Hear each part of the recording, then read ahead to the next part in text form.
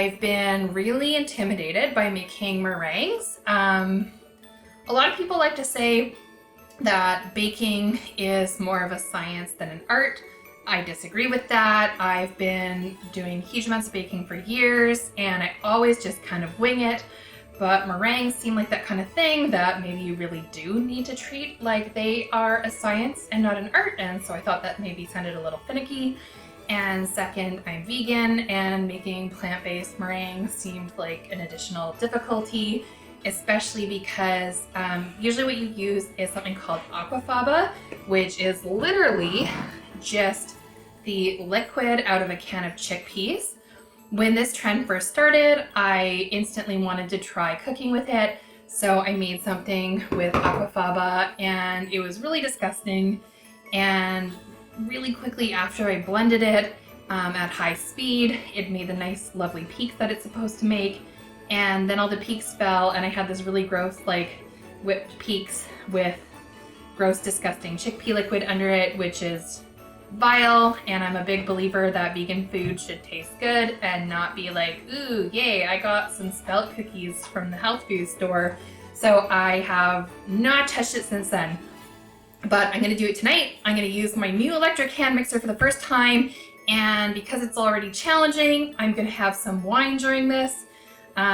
You know, a lot of people have been talking about how they've been drinking a lot more during the pandemic. I haven't. I don't like to drink when I'm stressed, so I have not really had a drink since March, but tonight seemed like a good time to do it because if I'm going to do something I think is going to be challenging, I might as well get a little tipsy as I do it. So without further ado, welcome to my Aquafaba plant-based meringue baking video. I don't promise that these are going to turn out. It's going to be a little bit of an experiment, so I hope you enjoy the ride with me. These are great if you can pull them off, not only for gifting to your vegan friends, but also anyone who is gluten-free, because there's also no gluten in them, so they're pretty adaptable for folks with allergies or different dietary requirements. And if they don't work for me, maybe they'll work for you. So let's go. So the very first thing you need in order to make these meringues is chickpea liquid. Literally just from the can. I'm gonna put it in a bowl here. So I've got a strainer. And nothing really says what brand you need to use, but it's literally just any brand of chickpeas that you get from the grocery store. One of the recipes I was looking at said that you should get salt-free chickpeas. I wasn't able to find any salt-free chickpeas. It didn't say why that was, so I'm hoping it doesn't impact the structural integrity of the cookies, but we're going to try it to experiment. So I'm going to do 2 cans of chickpeas. The recipe calls for half a cup. I'm going to double it to make 2 different flavors here. So I'm going to do 2 cans of chickpeas. There's probably going to be some remaining. I will then make something with chickpeas for my kids for dinner tonight. I think it's funny when I've been looking at recipes on the internet, I've seen people just rave about using Aquafaba and they're like, oh, I just open the cans so that I can use the chickpea liquid. Aquafaba means bean water. It doesn't make me think of cookies. And they're like, oh, I just have so much Aquafaba, I don't know what to do with all those chickpeas. And I think that's kind of wild because I love chickpeas and I can't imagine not having a use for them.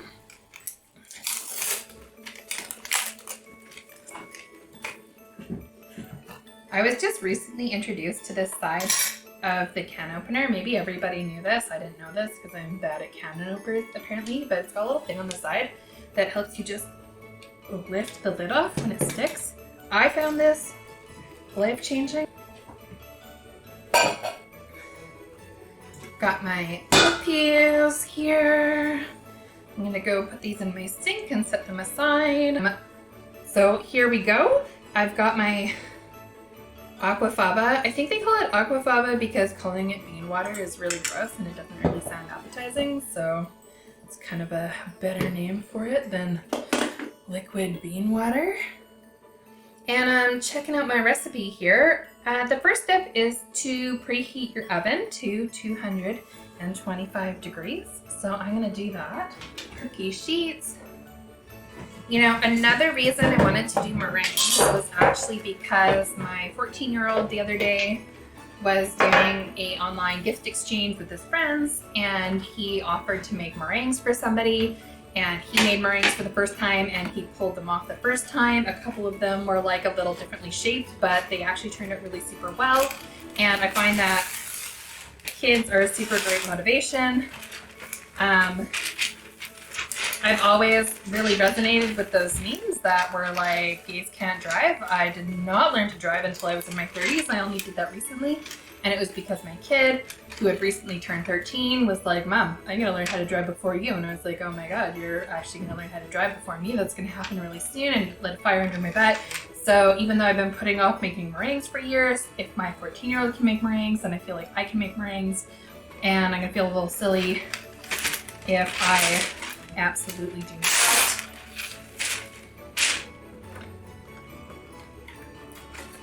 But my kid's really good in home ec, so he likes to bake just like me.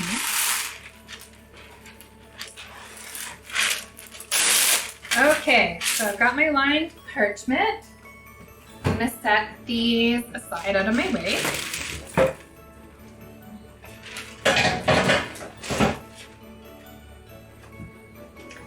Okay, I've seen this step mentioned in a lot of the other meringue cookie recipes, which is that meringues do way better with something called superfine sugar. And you can do that by just taking your sugar and blending it in your blender for a few pulses, and it just makes it finer and it's nice for baking. So I am eventually gonna need 3/4 of a cup per recipe.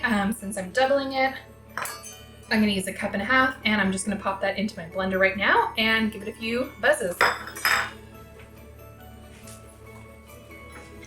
Okay, I'm back with my blender. Got my sugar. So again, that's 3/4 of a cup of sugar. I'm doubling my recipe. Some blenders have a dry container, so that's what I'm using. It's fine if you don't, you can just use whatever blender. 1, 2. Okay.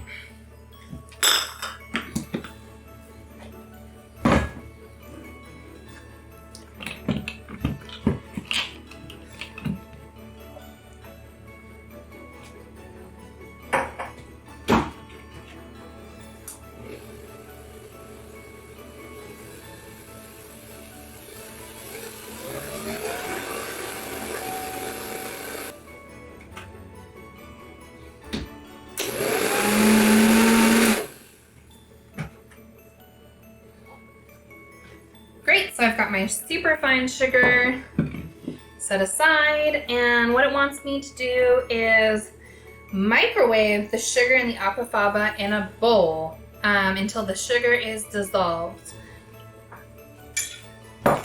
And I'm gonna want 1 cup for my doubled recipe, or 1/2 cup for your regular recipe of the Aquafaba.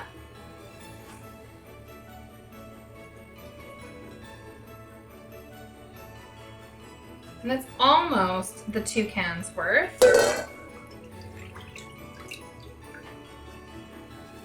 And then I'm just gonna put in my ultra fine sugar. It doesn't look like sugar anymore.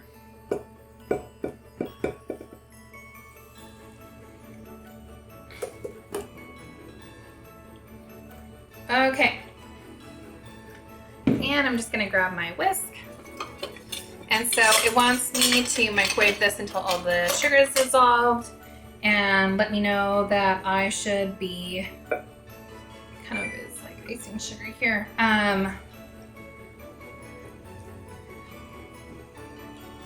Checking it every few seconds. So I'm just gonna start with 15 seconds, take it out and whisk it, and do it some more.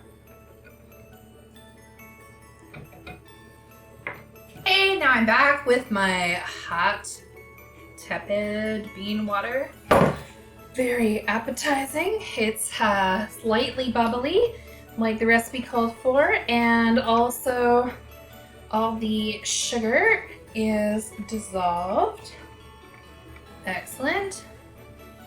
And my next step here is to cool it.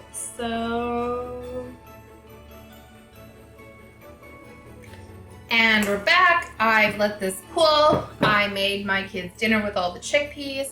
I finished my wine. Like I said before, I haven't really been drinking through the pandemic, so that like small glass of wine has got me a little rinky drinky. And I'm gonna chop myself up. I've got some Bud Light strawberry lemonade.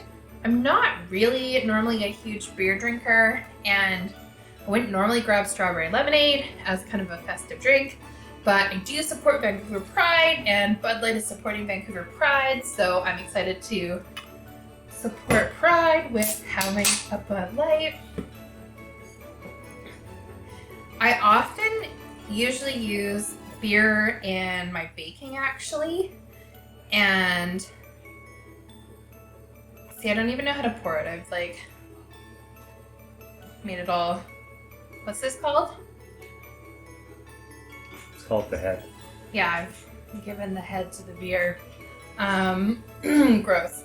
So yeah, I don't normally drink beer, and I remember a while ago I had plans to make bread all weekend, and I was at the liquor store and I had grabbed this really nice chestnut beer, and this guy was like, "Oh, hi, you like fine beer? I also like quality beers.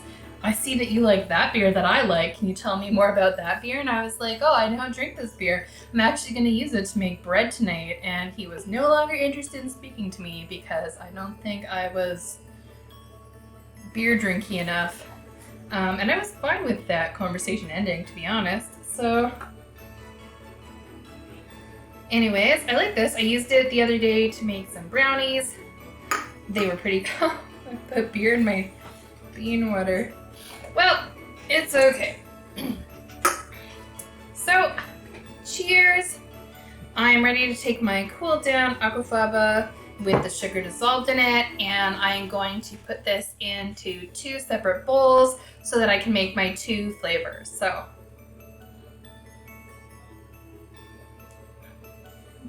honestly, the strawberry lemonade doesn't really taste like beer. It tastes kind of like strawberry lemonade, and that is a beer I can get on board with. Normally I enjoy gin, but this is pretty good, so I'm into this for tonight. So here I have my bean water, and technically I should be trying to get this pretty equal, half and half, into my 2 bowls, so that when I add other things to them, the measurements make sense. I probably shouldn't use a measuring cup. I don't know if I can eyeball this, so 1 second. Okay, so I have a nice big measuring cup. I figure out how much I have here of my tepid bean water. Okay.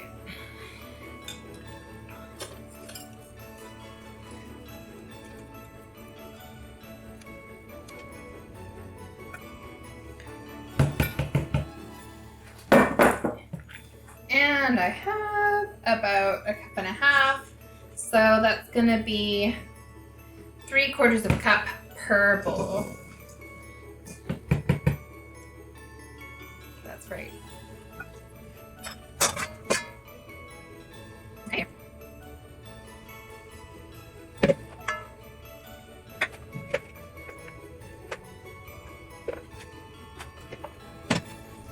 So now I have my 2 bowls, and I'm gonna add mostly the same ingredients to both, but I'm gonna make one of them peppermint. So my recipe here says that I want to start off with my vanilla, cream of tartar, and salt. So I'm gonna do the same amount of cream of tartar for both. That's 1/4 teaspoon. So I've got my 1/4 teaspoon right here. The little festive buttons keep grabbing the bowls. 1/4 of a teaspoon. I think the cream of tartar is pretty important. When I first did that terrible recipe with Aquafaba that I was telling you about it before, I didn't use any cream of tartar because the recipe didn't call for it, and it turned out kind of gross after a bit. And I was reading about what cream of tartar does in Aquafaba, and it actually helps it hold once you have done it. So it should be nice and firm even an hour or two later after you do it. So the cream of tartar really helps it firm up. And apparently most recipes should be using it. This one that I was using before didn't. So I'm excited to see what happens when I use the cream of tartar, to see if it makes a big difference in how these little cookies turn out. So I've got that. It's also telling me to add in my cornstarch, and so I need 2 teaspoons of cornstarch. Again, I am going to be doing 2 teaspoons per bowl.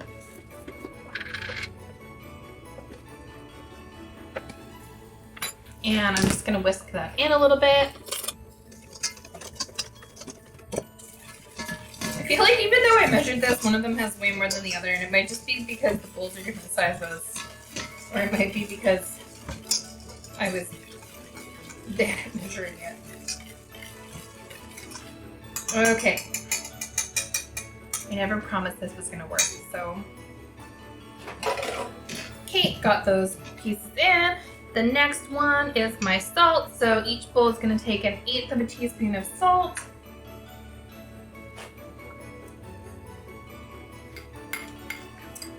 I was reading these old school vegan cookbooks the other day, and because my kids actually really like the kind of old school vegan food, the stuff that I would not normally get excited about myself, but when you think of like going into a restaurant or a cafe that, you know, maybe set their menu in the 70s and hasn't updated it since then, and you can tell their salad really has grated beets and grated carrot and a lot of alfalfa sprouts on it.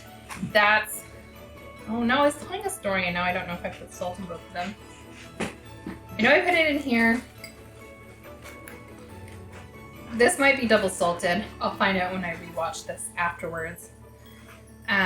Anyways, so they like these kind of things. I'm always like, oh look, try this exciting new vegan faux meat thing. And they're like, oh, I don't like that. But they do like grated carrots and grated beets and that kind of stuff. So I was reading this old school vegan cookbook for soup, and the person who had written it back in the 70s was explaining that you shouldn't really put spice in food, which was offensive to my soul. And they said you could maybe put in a little bit of spice, but no more than 1/16 of a teaspoon of spice in your entire pot of food.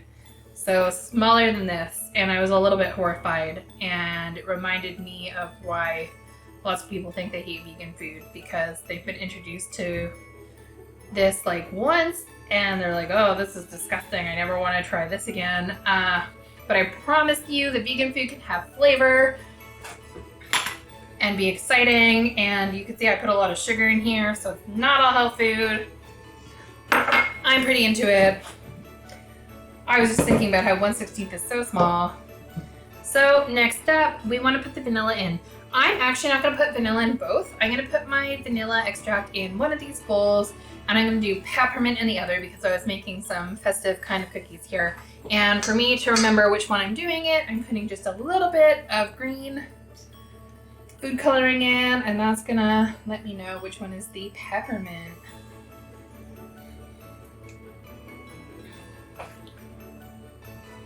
Okay, so it calls for 3/4 of a teaspoon, so I'm going to start with 3/4 of a teaspoon of vanilla extract, and my one that doesn't have the green dye. And I'm going to grab my peppermint extract for the other one.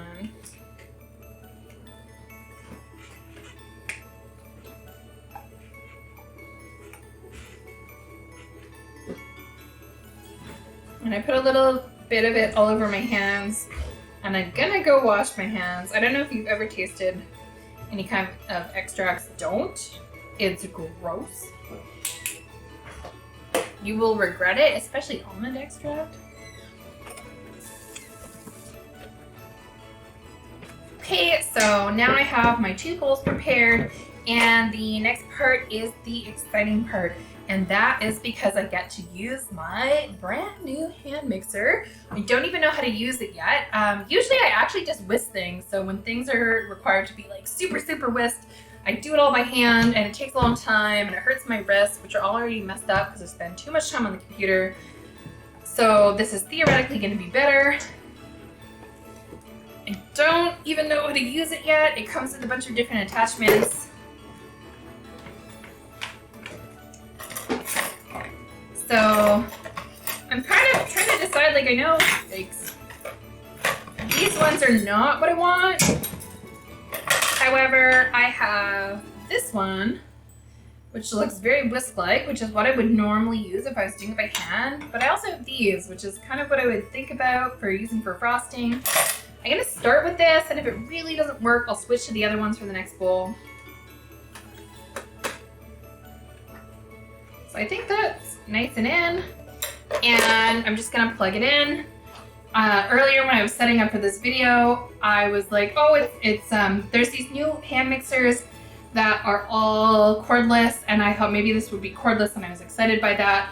I didn't know if this would be able to reach. I got my extension set up here so I can use it. I was kind of like, oh, it's not a cordless one, but my wife pointed out that it is far more powerful when you plug it in.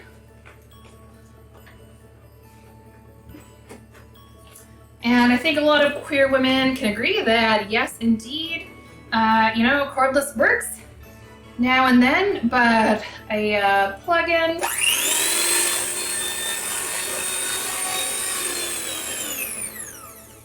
has a lot of power, especially when you turn it up to your turbo button. So it's let me know that I should just put this in here and start whisking until peaks form and it is sticky and taffy-like. I don't even know what power to do this at. This is way better than anything I've done by hand.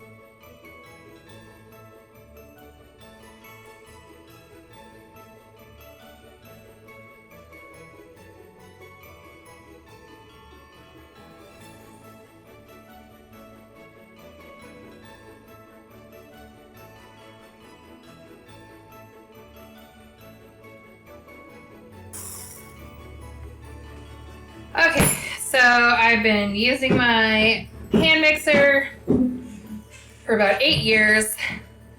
My shoulder is about to fall out, and my wife said I should admit that I have gone longer than the 9 to 15 minutes that was recommended in my cookbook. I'm not seeing hard peaks. I am getting some soft peaks, and at this point, I'm just gonna go with it. I also am just gonna save my peppermint for later because I am hurting in my upper back, and I am done with this for now. So I'm just gonna move this over here. I'll probably do this while these ones are in the oven. And now I have my almost at hard peaks, but maybe admitting I'm not gonna get there, but I never promised you that these were gonna turn out. So I think this is good for now. I'm not sure if, I know I added all the ingredients that the recipe called for. Maybe I should have used a different head. Maybe the sugar didn't dissolve enough. This recipe didn't actually call for making the sugar fine sugar. Other recipes did, so perhaps I should have skipped that for this one. I'm not really sure what went up, but I am just gonna call it for now and use my mostly sticky taffy-like Aquafaba blended with sugar and vanilla. This is super powerful. I'm surprised. I've just been, oh my God, I don't even know what I'm doing. For years, I have just been whisking things by hand, and this made a huge difference, so I'm really excited. Thank you for my Christmas gift. And now this is ready to go in my piping bag. Also just noticed I knocked all my electrical off here. Oh my goodness. Okay, we're okay. So I have piping bags around because I like to bake a lot. You don't actually need a piping bag. A really super easy thing that you can do is just get a Ziploc bag and put a tip. So I'll show you here. This is a piping bag and this is a tip. If you don't have these, that is totally okay. You can just use a Ziploc and cut off the corner. You can cut off the corner of Ziploc and still use the piping tip, or you can just cut a small hole in the corner of your Ziploc and completely forgo the tip at all. So I've got this. I like to put it in a cup while I'm filling it.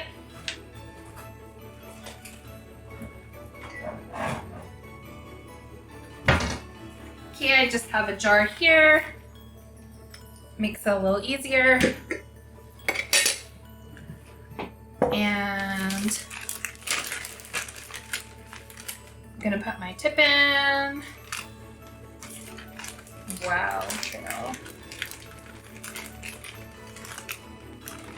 Just the tip. And then I just want to cut off the end.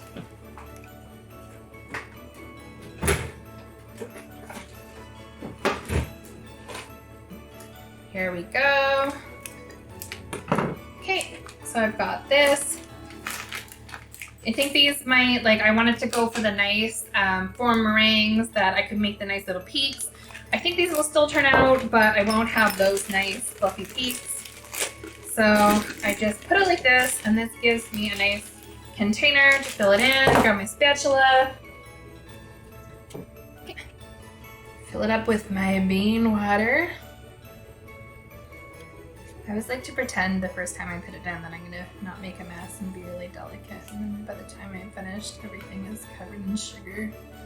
I've already mopped once during this video because when I was taking my Aquafaba in and out of the microwave to whisk it, I got it all over the floor and was sticking. So I'm sure there'll be more mopping at the end of the night. So I do this, and this is when I grab my tray to start piping it down. The recipe calls for 1-inch high little mounds. I don't know if I'm gonna be able to do that because of my failure to make hard peaks, but we're gonna try.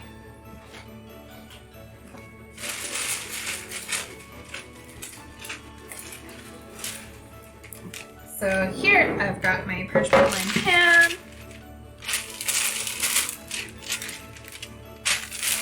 Excellent. Hi, Craig. I don't know if you can see my cat. He's been in and out in the background, being cute. Oh my god. Okay. Here we go. It's already leaking. So, just gonna go for it and make my little circles. Wow, this is a big deal back then. So you can see these are not forming 1-inch high mounds. They are forming globby little things, but that's cool. Because you know what? This has been a really challenging year. And if you're just getting through and surviving 2020, it doesn't matter how much you're kind of not doing a good job on other things. This is what I tell myself daily. That my only job right now is just,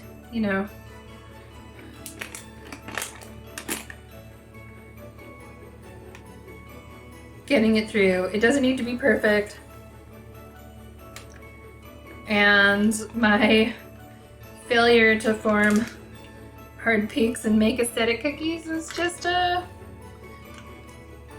another way that I'm being gentle on myself this year and saying it's fine, it's gonna taste well. Okay, so I'm gonna add some more of this here. Maybe for the next round, I'm gonna add a little more cream of tartar before I start, which should help. And I'm gonna try the other whisking implements, beating implements. I'm not sure what to call them on my hand mixer and see if those two things help. And if not, that's okay too.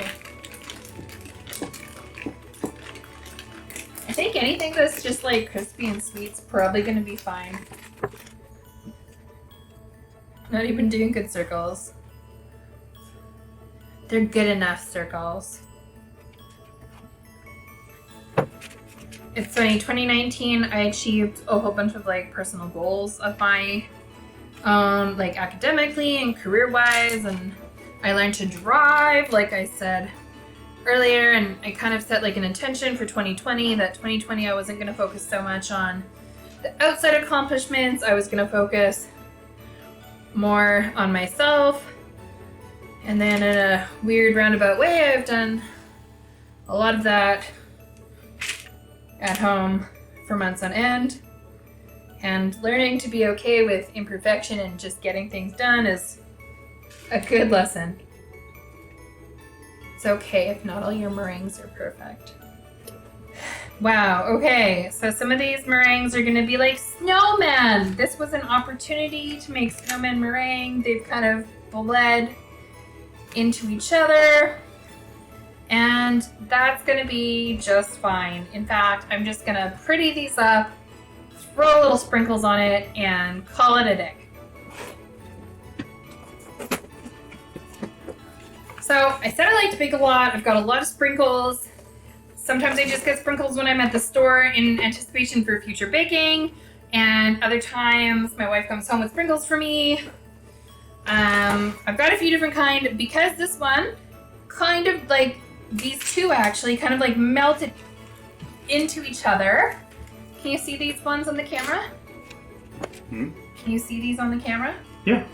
Awesome. So I think there's a little opportunity here. So somewhere in here I've got some eyes. So we're gonna go for a little snowman with some eyes here, a snowman meringue. And this kind of has like a, I don't know, very hungry caterpillar vibe. So I'm just gonna do some creepy caterpillar vibes. Oh, that eye placement is exciting.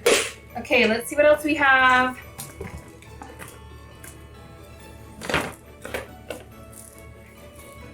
I'm gonna give my snowman, oh, I haven't even opened all these rainbow ones. Very exciting. Got some orange, so my snowman's gonna get a little carrot nose.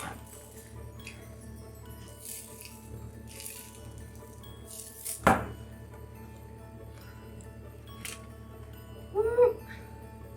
There we go, super cute, little carrot nose. And I don't know what I would do for a mouth. I guess snowmen have like the little coal mouth. I've got some, let's see if I have black. I have black sprinkles. They're not gonna like go on really well, so I think I'm gonna use some of these little silver balls. And since I'm just embracing imperfection, usually I place small sprinkles like this on with some tweezers, but these are already a little janky, so I'm just gonna wing it. Give my snowman a weird little smile. Cute. Excellent. And I don't know, my creepy caterpillar, the eyes are really far down. Let's see. I was hoping I had some green sprinkles. I guess not.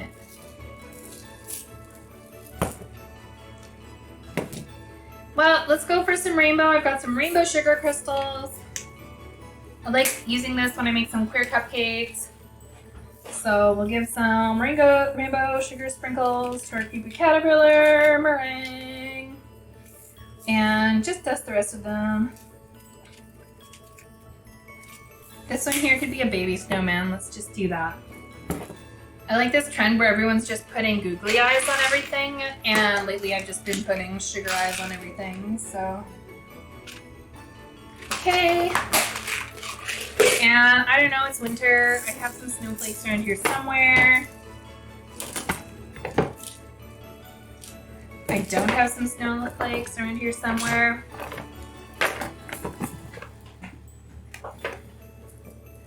So I guess I'm just gonna do a little bit more rainbow, just a different type. Wow. Excellent. Oh, I am being shown. I have my little kitchen helper here. She's gonna bring me some of these Christmas sprinkles. Thank you. So there's some cute little gingerbread people and some candy canes and stuff. So just throw a few of those on.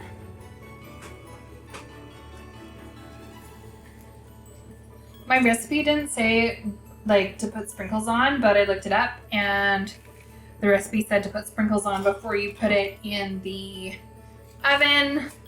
This might turn out super cute and this might turn out super horrific with like weird melted sprinkles all over it. So that's fine too. I found some little red circles. I'm gonna give my little snowman some rosy cheeks at the end of his smile. So cute.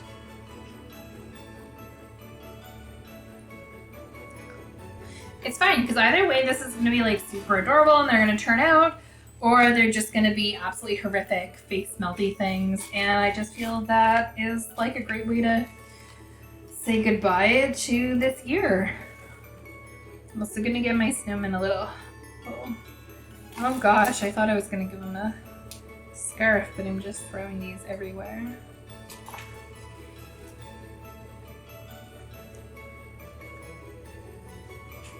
I'm kind of excited to see if this is going to be grotesque or not.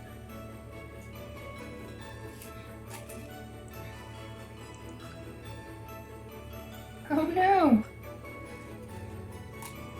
Okay, it's a little bit of a weird scarf, but that's fine, it's fashion. Okay, snowman has a jaunty scarf, creepery caterpillar thing. Has no mouth. I think that's fine too. Put a little more of these gingerbread people. Why do we only have gingerbread men and not gingerbread people or gingerbread women? Seems a little sexist. There are no gingerbread men here. Just this terrifying snowman that has now started to bleed into my creepy caterpillar, becoming one awful meringue being. My daughter's in the background giving me this look of horror. So you know, I don't know if this is Christmas cheer, but it's 2020 Christmas. So these are going into the oven for an hour now, so I'll check back in with you later.